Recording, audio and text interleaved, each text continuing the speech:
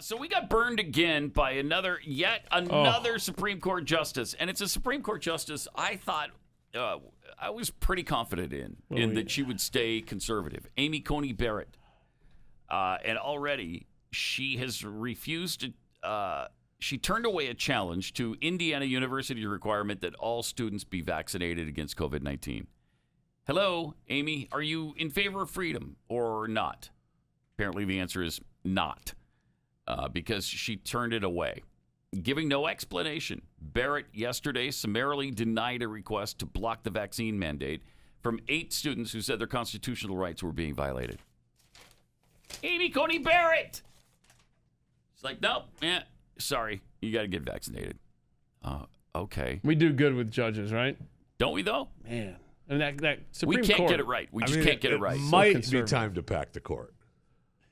It might be time to pack the court. It's just a thought. So that we can have even worse. Even worse. I was hoping for better, actually. No. I mean, like Republicans, if they were in power right now, I have no faith that they would put good people in to pack a court. No. What are they illustrated? No, they would not. It never works out. It doesn't. It never works out. You know, since Scalia worked out, obviously, but we lost him. I think Alito maybe is. Alito has worked out pretty well. Yeah. And, of course, Clarence Thomas has worked out really well. Clarence Thomas is probably maybe the most solid constitutionalist of all time. Yeah. Fantastic. He is a rock and unshakable. Yeah. So when was Scalia? So literally, you just named the 3 conservatives that we've had in recent times. Mm-hmm. You had to go back 39 years since Scalia was appointed in 1982, right? Wow. We've had 3 conservative judges in 40 years. Crazy. Come on. That is great. Because Kavanaugh's been iffy. He's been good on some things, not so good on others. And the same with Gorsuch. Been good on some, not so good on others. And now Amy. The left constantly has, you could put RBG in that camp, we don't have to worry about that one. When we look at cases, we're like, we'll probably, right? We'll get 4, maybe 5. Whereas they can just be like, yep, check, Breyer. We supposedly have the majority, too. We should win every single case. Every single case. But that's just not what's happening. No, that's just the majority on paper. Yeah, that's all it is on paper. And that rejection of that case is yesterday may end up being our point at later as we go down the line with all these stupid mandates and all these requirements. You better get the vaccine. The vaccine that doesn't work, you better get it. And they never have to worry about that. When Ruth Bader Ginsburg was alive, did they ever think, well, how's Ruth gonna rule on this one? Not once. Exactly. Not ever. Oh, we were just talking about RBG, Ruth Bader Ginsburg, how consistent she was, and we can't seem to find consistent constitutionalists, not even conservatives, but the people who toe the constitutional line. If you're on the Supreme Court, you have one job. One.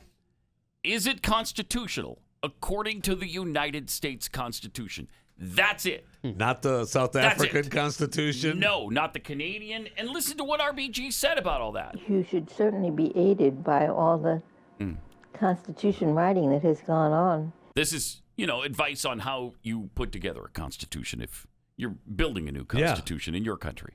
Since the end of World War II. What? I would not look to the U.S. Constitution if I were drafting a Constitution in the year 2012. Isn't that fascinating?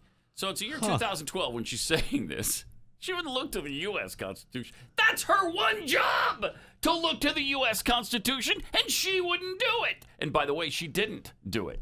She didn't look to the U.S. Yeah, it was always, I was thinking we were laughing about. It was international law. I was thinking we were laughing about, everyone didn't wonder, I wonder if RBG's how she's going to vote. Right. How will Ruth vote on this? How do you think she'll rule? Because when she actually did rule differently than what you thought, it was a shock.